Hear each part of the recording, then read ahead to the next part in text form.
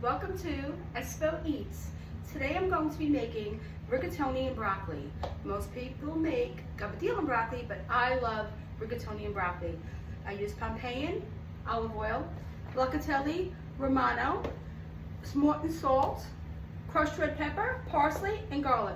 That's all you're going to need. Let's get started. So what I'm going to do now is I am going to boil the water, and then I'm going to blanch my broccoli. After I do that, I'm going to make sure that I started my garlic and oil. I use 3/4 cup of olive oil, and I use 3/4 cup of water. This is how I make it because I feel like the garlic gets really soft, and I use the whole clove of garlic. So I'm going to put it on the stove, and I'm going to bring it to a boil. So as you can see, I have my olive oil and my water and my garlic in the back, and it came to a boil. So what I'm going to do is I'm going to remove it for a little bit so it doesn't burn. I hate burnt garlic. So I remove it for a little while, and then I start doing my other things. So I'm going to put my water on for my rigatoni, and I'm going to cook that till it's al dente. So as you can see, I brought it to a boil. So I took it off. I brought it to a boil. I took it off. I did that 4 times.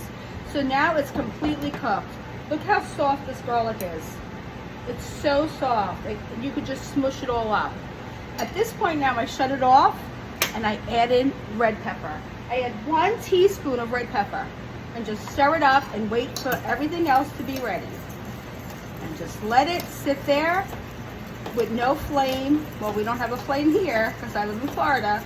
So I let it sit on the stove, but I don't let it cook anymore. So it's infusing.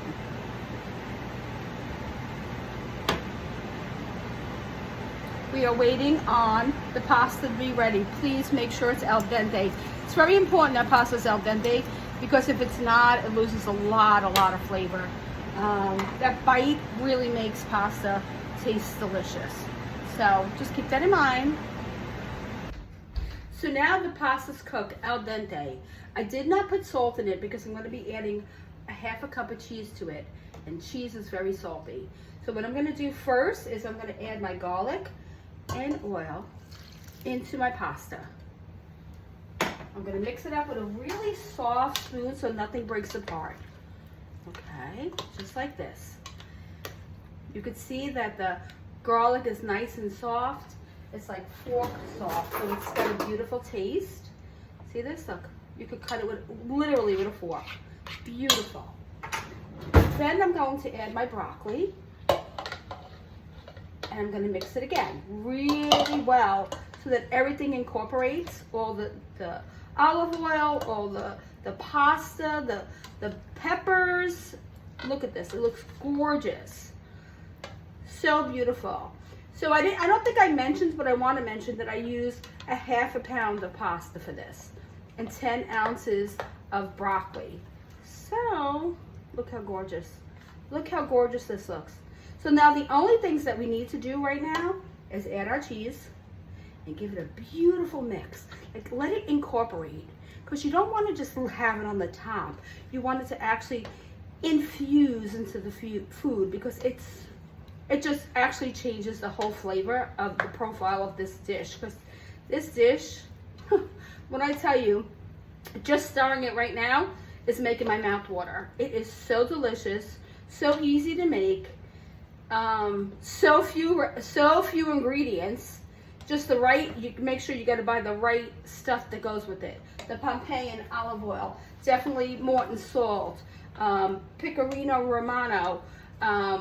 You just got to do that. Barilla holds up really well in dishes like this. So there we go. The only thing that this dish is missing right now is some parsley. And there you are. It is delicious. I guarantee you're going to love it. Enjoy, my friends.